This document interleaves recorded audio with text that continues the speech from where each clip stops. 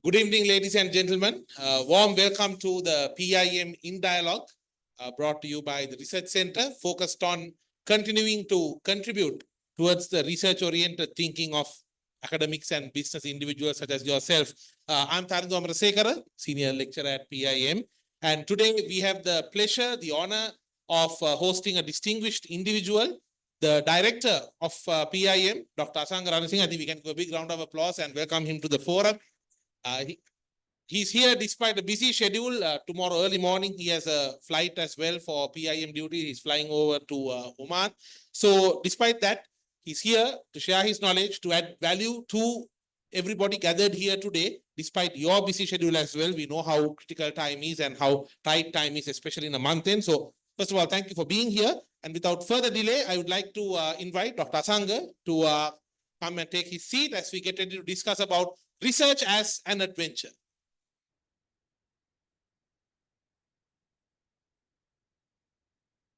So there are a few questions we will be going through, after which you could also directly interact. So I'm going to keep my questions short because this forum is about you. I want to also recognize the presence of PIM senior academic members, our former director, Senior Professor Ajanta Dharmasiri, and also we have Dr. Ravi Bamunusinghe, Dr. Travis Pereira, and Dr. Dilhan Gunatilaka, and also the members of the PIM learning community, the past as well as from the present. Thank you very much for being here. Dr. Sakunda Dureratnam as well, who is here with us. Sorry, Doctor, I missed you there. So without further delay, Dr. Asanga, just to get going. Now, normally for a long time, research was always associated along with the academia. But I think the critical question is you being a professional. You are an academia, you are more of a academic, as the term Professor Ajanta used to use always. A practicing academic, you are a practicing professional as well as from the academic community. And you're formally from a very leading multinational. How did being research oriented change your thinking or influence your thinking and your approach in the decision making and the problem solving at a C-suite level in a multinational? We start with that, sir. So very warm welcome to PIM and good evening to everybody, faculty members and your friends, very close friends also. Some of you we met after a long time. It's an absolute honor for the first time to sit here as the director and talk to you. Tarindu, with your permission, can I explain what I envision doing for PIM? Absolutely. As you know, PIM is the business school of University of Sri Lanka. We want to pitch like that. We want to position PIM as the business school of Sri Lanka's largest university. So we are not another faculty of the university, as well as we are not an institute, an isolated institute. We are the business school of the largest university of the country. The University of Sri Jayewardenepura has come up in ranking significant. Currently, it is behind only one university in terms of the public sector universities in the country.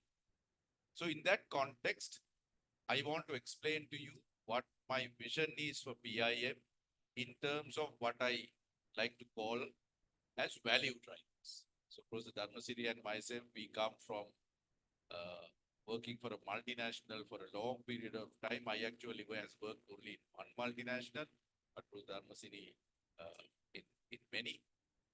And I have also worked in public listed companies in Sri Lanka, and I have worked in Unilever abroad also.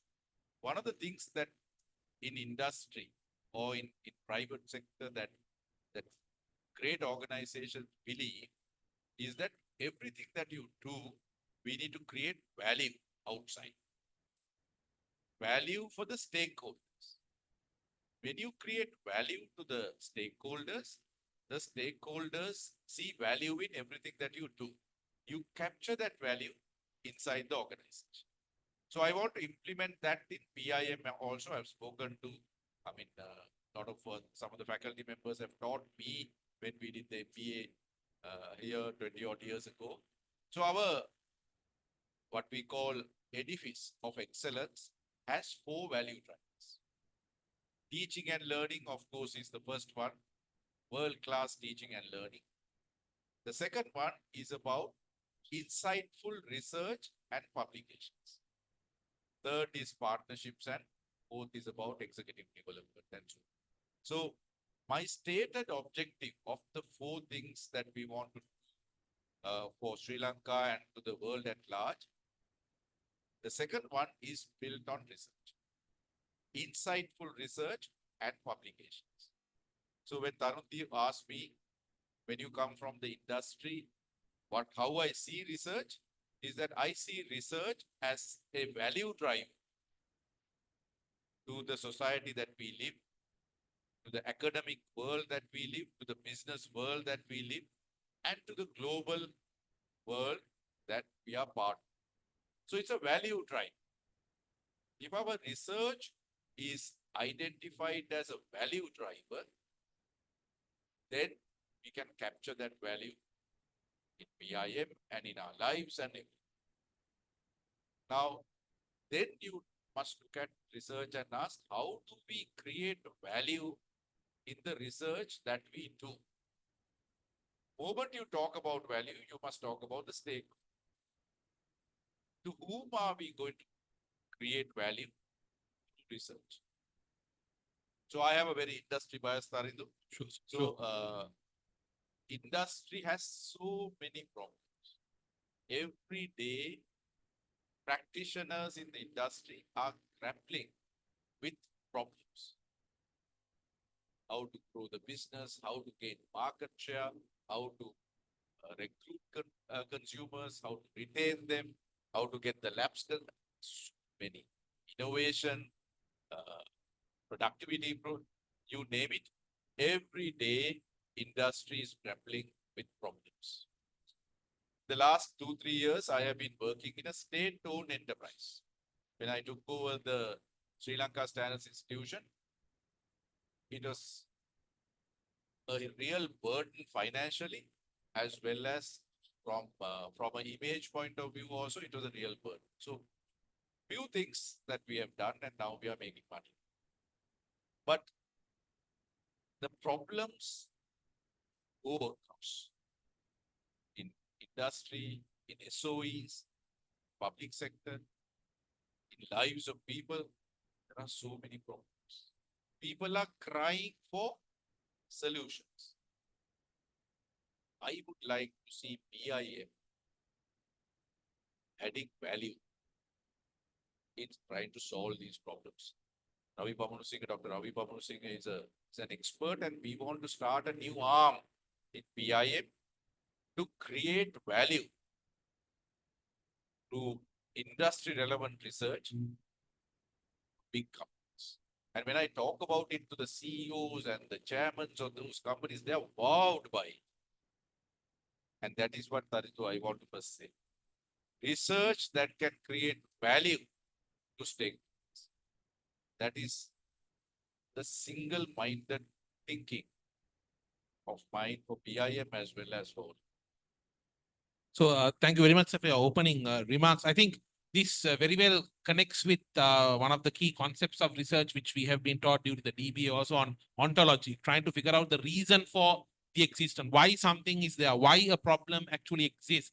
Now, on similar lines, sir, when we talk about ontology, trying to figure out what the reason for something to exist, we have also been discussing a lot during our research sessions in the MBA, in the doctorate program, in the PhD as well, about this approach that we take on a positivist approach to research, where you try to go on a data-oriented approach, trying to say, for this, if the data exists, then that research is there, then there's proper justification.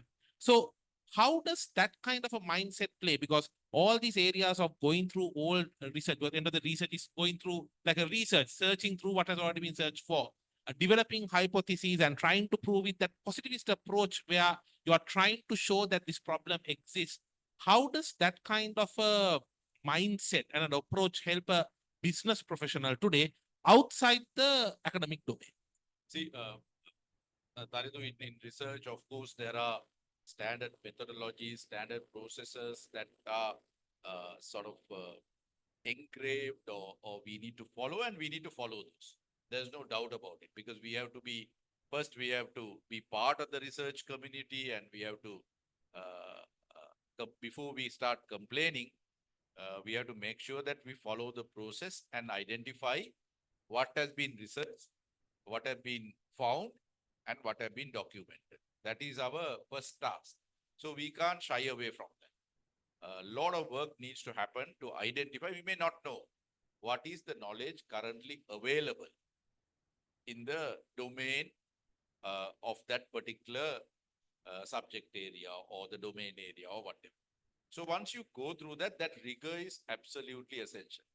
Otherwise, without that rigor, if we run into or jump into methodologies and start doing surveys and all that, then you're just wasting time because someone else has done it. I believe so, because especially because nowadays there's so much of new knowledge getting added in each domain almost every day. Every day.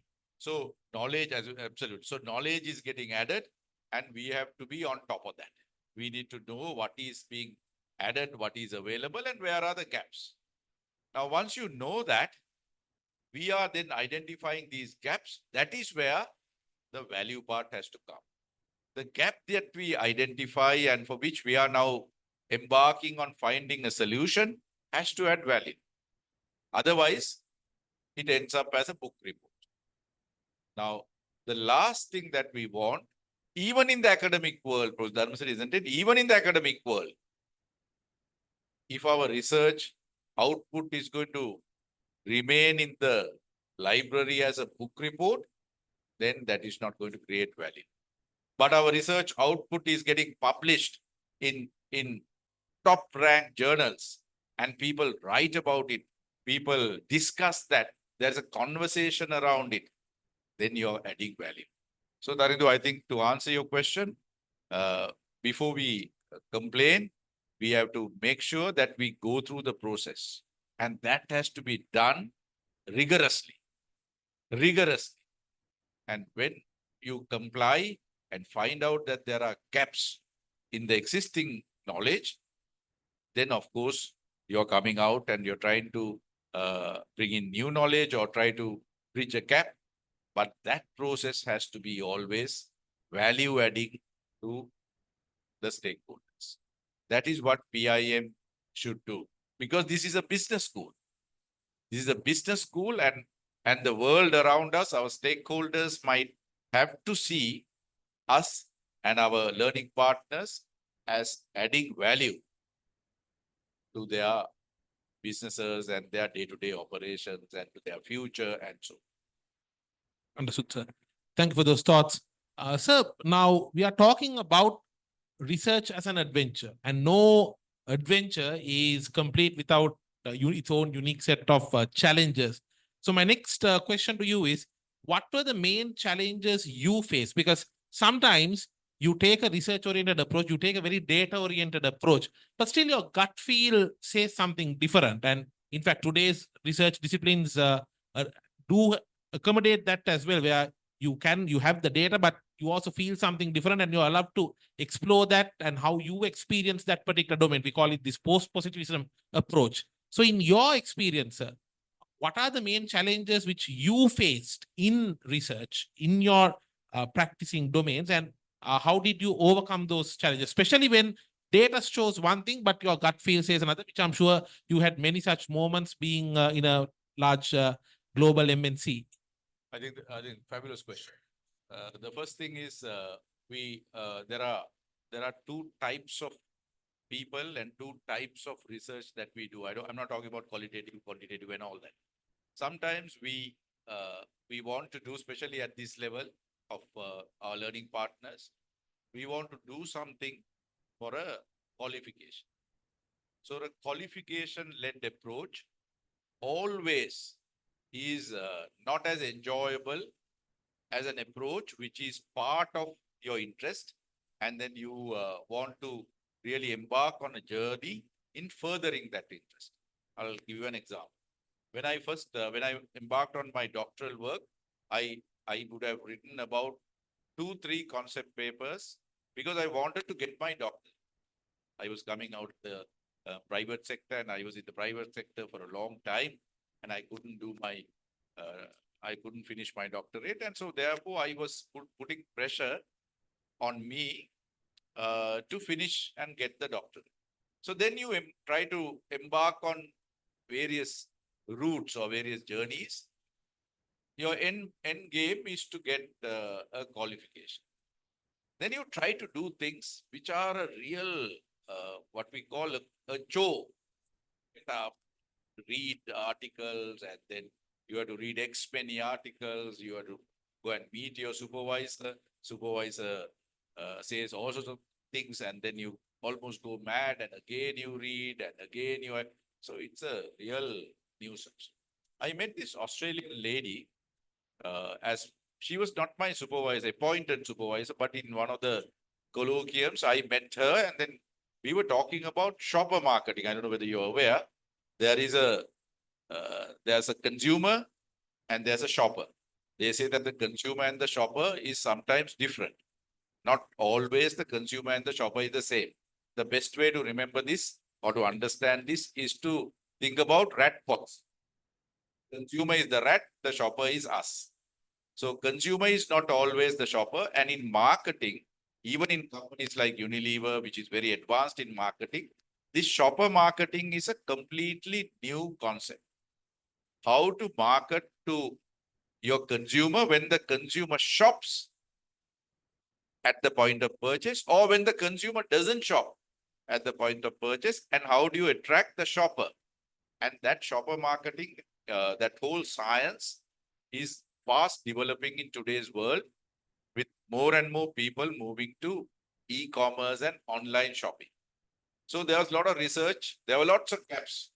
We still don't know how to measure media effectiveness in attracting shoppers. So there are lots of gaps like that. I'm not going to talk about that. So I met this lady, and then she was talking to me about shopper marketing, and then I also, when I was at Unilever, that is one area which I was leading a project to implement customer marketing in each company.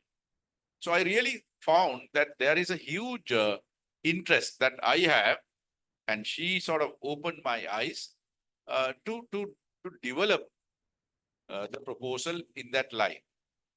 Then I went to my university and met my coordinator, and I proposed to him whether I could get her as the supervisor, the subject supervisor. And then, of course, they went back and checked, and then she was appointed, and she really opened my eyes. So that's why when Tarindu asked me about this adventure, I really love to talk about this. This whole research journey, which was a real bitter thing for me, suddenly became something which is really enjoyable. And I started reading more and more, and more I read, more enjoyable it was. And then because of the time difference, I sometimes call her early morning for me or late night for her. She lives in Australia. Whenever I go to see my daughter, I go and spend a lot of time with her. We go out and because she loves talking to me, I love talking to her, and we talk hell of a lot about shopper marketing. So this adventure, Tarindu, has to be enjoyed.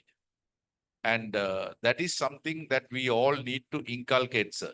When our learning partner and the supervisor gel on the same thing, same subject area, same concepts, and then you work towards identifying gaps together, then you really enjoy this journey. And then the question that you are asking about numbers, data, intuition, then intuition plays a bigger role because you have learned a lot about this, you have practiced this, and there's so much interest on this. So intuition then starts playing a bigger role. And very often, even though the numbers may show you different inferences, because of your gut feel, intuition, and you know this very well, you want to go back and test again. So I have run many times because my supervisor and me, we had an intuition for various, for example, my research was all about online impulse buying behavior. And online impulse buying behavior is something that can be triggered by attractive marketing stimuli. And we found that the payment methods, some of the payment methods really moderates this behavior. And it was fascinating to find out, but these payment methods varies depending on the age group. Young people to a little older people and very old people like us maybe. So these payment methods moderates in a very different way depending on the age group, which was completely new. And then we start talking about it and all that. So Tarindu, in all, to answer your question, if you enjoy what you're doing, and if you try to do research in the area that you really love learning and sharing and contemplating and maybe reflecting, then it becomes a real adventure. Otherwise, that's why we find that some of our PhDs are taking 10, 15, half of the age. Sometimes we drop the damn PhD, and we often say it's because we don't have time. When you do something that is enjoyable, you always have the will, and then you will find a way. So actually, I believe you answered my next two questions in your one answer. You're very good at taking down multiple birds with one stone. So you did just that with one answer. I was going to ask you what excites you about research, and you just said that it's that intuition, the discussion, how it opens your mind. And I think that example you shared about shopper marketing and the rat and the consumer, I think that will be a memorable one for all of us. And you also mentioned about time, about that, we hear the complaint that we don't have enough time, but I would like to just ask to stress on that a little bit more before we go to the audience for their questions. For anybody who is having the issue of managing time, because you yourself, while being a busy professional, while you were involved with multiple government organizations, you were leading one as the chairman, but you still found the time to carry out and do your doctoral work. How did you balance that time? Was there a particular work ethic, or did it go in cycles? How did you manage that? This is a very difficult thing. Very, very difficult. It's like trying to manage your wife or your husband. You never succeed, no? So it's like that. I think I agree. Yeah. you agree? At that very young age, if Tarindu has realized how important it is, I think it's a great victory for some of us who are even at this age trying to understand how difficult it is. So, of course, work pressure is going to remain until you retire. Once you retire, if you try to do your research, you don't have the will to do it. Then your mind says you're retired now, no, relax, and you become so lazy, and it doesn't happen. Some people think that I am going to keep the private sector and come to the academic world to do my PhD or doctor, DBA or whatever. None of those are going to work, right? It's you have equally the workload here at PIM. I realized that I probably didn't have this much of work when I was at Unilever also. So these kind of things don't work. These are excuses that we find and we tell to make us feel good. But having said that, doing research is tough. Doing research needs time, and that time is very scarce, and it's difficult. It goes without saying we must put a full stop and say that is what it is. But then you must say, if so, how do I still do research? Because it's adventurous. It's so enjoyable, and I want to add value. There's a book written that which is a bestseller these days, Die Empty. How do I have so many years more to live, and I need to die empty. So all the knowledge that I have acquired in my years of experience, reading, learning, I need to contribute. So research is teaching, of course, is there, but research is a very, very good way to contribute to the society and to give back what you know, and really conceptualize and give it in a way people can use. So there's no easy answer to the question Tarindu asked. How do you find time? You have to find time. You will only find time for something that you like, you enjoy. All of us would like to have a drink, no, Ravi, and we would like to have a single malt with a little bit of ice and chat and all. We find time for that, don't we? We find time for that. But for research, we say, "Ah, we have too much work, no? Too much work." So my point number one is, if your research journey is adventurous, then you're enjoying it. If you enjoy it, you will find a time for something enjoyable, right? You will find some time for something enjoyable. You get WhatsApp messages sent by your groups. Some of those messages you can't watch in front of your wife or husband because the buggers send some nasty messages, no? And you want to go there quietly, play the video softly or earphones and all that. You find a way, you find time. Research also has to be like that. It cannot be heavy on you, isn't it, sir? It cannot be heavy on you. It has to be something that is enjoyable. You know, I know Professor Dharmasiri, sometimes teachers overseas come in the morning, teachers again, because he loves to teach. He loves to teach. Research also has to be like that.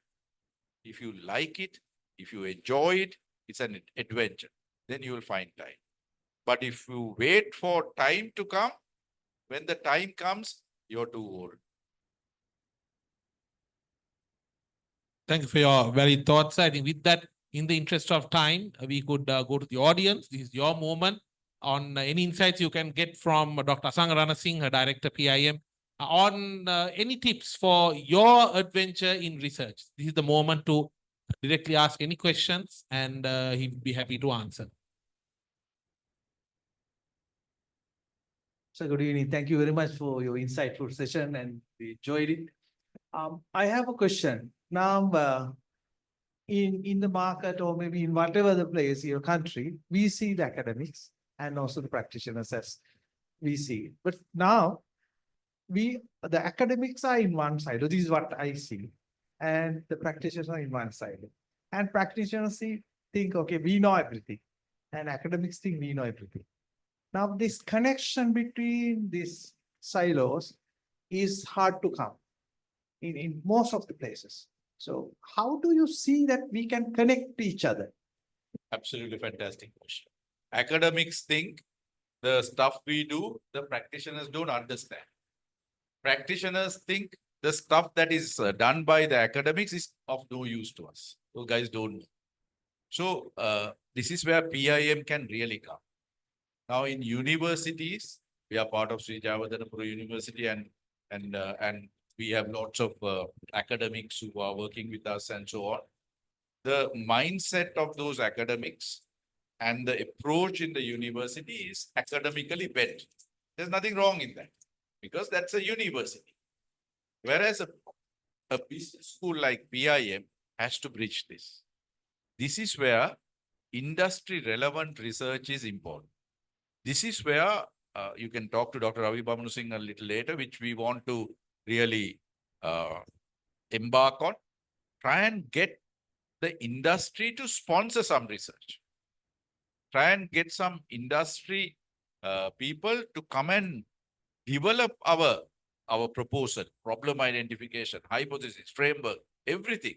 And your research also has to be done based on their inputs, their target market. When we develop our sample and all that, we link it to their target market. Then there's interest. My daughter is part of a biomedical group doing a PhD in Monash in Australia. Her research is sponsored by 2 pharmaceutical companies. And they have every week in the evening of Friday, they have a session with the pillar leader. They are in those 2 companies. And the new findings, the articles, they don't have time to read articles. You read those articles, what did you find? Where are the gaps? They have to share. And that dialogue has to come every week. And then next week, again, the same thing. The funds are released based on their satisfaction in terms of the progress of the research. I think at PIM, this is where we would like to go.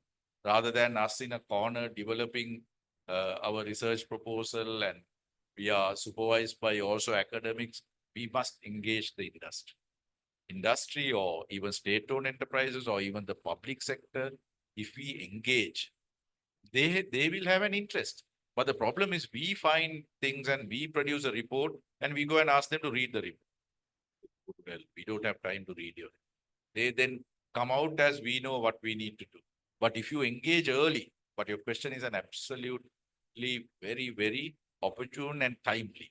This is the time to engage the industry. They are waiting for that. But the problem is we are trying to engage by giving our report. So what you're also further saying is that in research, we talk about the importance of taking that interpretivist approach where you go to the field, understand what's going on in the discipline, and to do that, we have to work with the industry. I think that's what you're trying to mention as well, to take that very domain specific approach as researchers rather than trying to just force something generically done. If it's a marketing research, I think our sample that we develop has to link to their target. Then there's so much interest. That's a great question. It's easier said than done. It's very easy to say, but very difficult to open. That's where we have to open doors with the industry. We also invite the community joining us online for any questions as well. You can raise any questions if you have.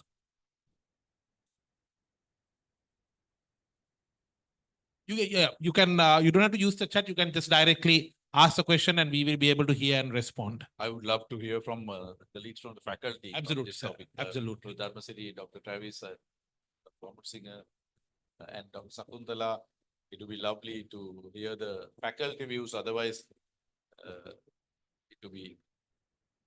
We can also ask Tissa, who is a Yes. DBA learning partner of PIM as well, how that experience has changed him as a industry practitioner. Yes. Why don't you start this? How your DBA experience has also changed your approach. Let me directly get into my pain. So probably, Dr. Sangha, you will be able to give some Panadol for the ailment that I'm suffering right now. When we do research, literature review, and there's often we get a feeling that, is it deep enough? Is this rich enough? Is my citations are good enough? How many citations I should have? Do we have to have all A plus? Is C sufficient? And there's always a feeling of inadequacy. And sometimes like a black hole, and you are sucked into it. And for days and weeks, and we are roaming around, like, having a little bit of ecstasy and in a fantasy world. And of course, you will be fortunate to have a good supervisor and, put a tap on come back to the reality. How do a researcher manage that difficult journey, that inadequacy? So I initially in my doctoral work for the first 6 months, I almost wanted to give up. I told myself this route is not for you. This is not going to work. The supervisor is taking you round and round. You yourself is realizing this is inadequate, insecure, and every day is a real chore. It's a pain. But moment you get to that other side, you're almost trying to go and get enlightened. Every step becomes enjoyable. Then who cares? How many great articles, how deep have you gone in? Who cares? Because you are suddenly realizing with your supervisor that you're doing some great work. You're getting into some fabulous terrain and all that. But for that, I think one, you have to be very lucky to get a good supervisor. But often we don't spend enough time in understanding the supervisor also. We keep the relationship with the supervisor very transactional. I used to try, I had a reason to go to Australia because my daughter lives there. I used to spend days and days in pub, and fortunately she was also drinking, and I also like to have a drink. The relationship goes beyond beyond the transaction. When it goes beyond the transaction, those kind of inadequacies, and then you're scared, you're very insecure, that feeling, at least for me, went away. I know this is why you're asking this question. So I think there's a little bit of luck also to get the right supervisor. And once you get the supervisor, we sometimes we want to keep that distance, and the supervisor also wants to keep that distance. And there's a lot of we put our guard in front. So I think we have to get out of this. If you want to do something value creating, then supervisor is like your wife. Notice is if that is not so, then it's a divorce. Multiple professors have informed us that we might have to go to the level of checking horoscopes, whether the horoscopes are matching with Yeah, the we points will check the also. horoscope with the supervisor. And what do you think?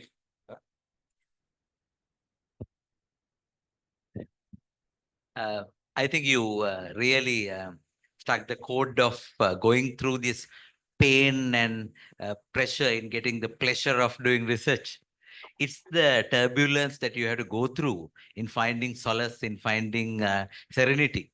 So the light at the end of the tunnel, which you have to go through the tunnel. The initial period is very, very tough, very uncertain. I still remember when my first proposal was rejected, second proposal was rejected, third proposal I was working on, I met Professor Udit Liyanagi. He was in a pair of shorts and a t-shirt about to go to Independence Square for the evening jogging. So I met him in the car park. And I told him, sir, I'm really frustrated.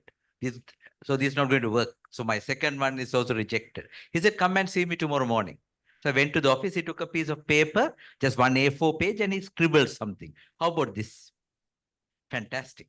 So that really started me to rekindle the whole enthusiasm. So as you said, someone who is like a guide, who is like a mentor, who is like a supervisor would really ignite the real potential within you. So you need to have that. And then you have to have that mutual understanding and the value creation together. So that makes a lot of sense. And as you very rightly said, the adventure part comes with passion. If you're not passionate, for example, in my case, I have not taken a single day as study leave while working at PIM. So the day that I had to do my final defense, in the morning, I was sitting in a Viva panel as an examiner. And they said, aren't you getting late? Why don't you go and change and come? So at 12 o'clock, I left. And at 2 o'clock, I had to come back as a candidate to stand in front of a panel to defend my final thesis. So that's the passion that you have to demonstrate in getting something worthwhile in your life. So the feelings are very much similar. Absolutely. I really don't like this word, sir, the word supervisor. The role of the so-called supervisor is not to supervise you. The role, as he quite rightly said, to handhold, maybe open doors, open new knowledge gaps, which you may not see by asking questions. Supervising itself, we don't need at this point of time. We know what needs to be done. The problem is the journey, as he says, the tunnel. You have to go through this tunnel. No? When going through this tunnel, you get scared. It's very dark inside. And if somebody is holding you and showing you the way, then you will somehow go through the tunnel. Otherwise, you want to run back. And the supervisor is supervising. Go now, go here, go there. That is, I don't know, I was very fortunate with my subject supervisor. When I went for the defense, at the end of the defense, the examiners were asking lots of questions and all that. At the end, everything was over. And my supervisor said, I want to take 5 minutes. And she made a comment to the examiners. This is a new subject area. You're trying to examine an area of this dissertation, which the world doesn't know. But, the arguments that we put out is based on the old knowledge. This is new knowledge. So therefore, it has to be looked at from a new perspective and so on. So I think Professor Dhamsiri said very nicely, this tunnel is very dark initially, but then your eyes get adjusted. You don't have, you're not scared anymore. You're confident and you know that there's somebody to hold you and handhold and take you to the other side. Great question and great point of view. our learning partner joining us from Zoom as well. Yes, you can go ahead with your question. This will be the last question as well. Good evening, Dr. Asanga and Mr. Tarindu. Yeah, I'm Mohammed Nawaz from United Arab Emirates. Good evening, sir. Good evening. You can go ahead with the question. Happy to have you. Welcome to the. Yes. Yeah, I am experiencing a little disturbance for hearing from you. As you spoke to me, as you spoke, sir, initially the stakeholders adding values. So my feeling is that we are largely lacking on the part of interdependence. We are largely affected by lacking of enough interdependence. So if you take even the academy or industry or PIM, PhD students on PIM, the interdependence, the degree of interdependence is lacking largely. I'm seeing that we are mobilizing the dominance of dependence. We are mostly dependent. So the more degree of interdependence we achieve in a sustainable manner, the outcome will be easy and it will be achievable. So as you said initially, adding values to the stakeholders, being a new director at the PIM. So I hope you will be having a good plan to add values to reduce the dependence and enriching more of the interdependence. So that is what I'm looking from you, sir. Thank you. Thank you. I think you're right. When people work independently, that is not so suitable. Then you move to dependency. That is also not so suitable. And you're absolutely right. Interdependency is the way to go, especially when you're on a difficult journey. So I think I don't know whether you're aware. We started a new batch of our PhD batch, and we have more than 20 learning partners joining, and we are talking to Dr. Travis Pereira is talking to others who are enrolled with us and not really progressed in the journey, and we want to really encourage everybody to join us, and we really want to bring the batch to interdependence and as you quite rightly say, for everybody to work together, work with the supervisor. We have formulated the process also. We have structured the process, so we are determined to take the entire batch to finish your doctoral work and handhold all of our learning partners to get the doctorate and go to the convocation. And I think Dr. Travis is working tirelessly. And every day when we meet, he talks to me about the progress each learning partner is making. So we are tirelessly working to build this interdependence and take the PhD batch together. And I think after that, Professor Ajanta Masiri will start. Already we have 10 including Tarindu and so on in our DBA batch, and we want to take them together interdependently. Again, they are now in the process of developing the proposal. So we'll start a new DBA batch also. We are determined to make sure that the community moves forward interdependently, as you're quite rightly saying, not sort of letting people to work on their own and keeping them in the sites and all that. We want to bring our community together so that we add value to them, and you in turn add value to PIM and to your industry, your workplaces, community, and so on. So great point. Thank you very much, Mr. Sir, Mohammed. that's one more thing, sir. At the time of Professor Dharmasri, when he was a director of PIM, we really had a such sort of interaction regularly we were depending on PIM is depending on the students. So I think that's what a reflection, and more than that, I hope, I trust you will be doing it, and it will be helpful for us really to fill the gaps. So I appreciate it. Thank you. Thank you very much. Thank you. Thank you very much. Thank you.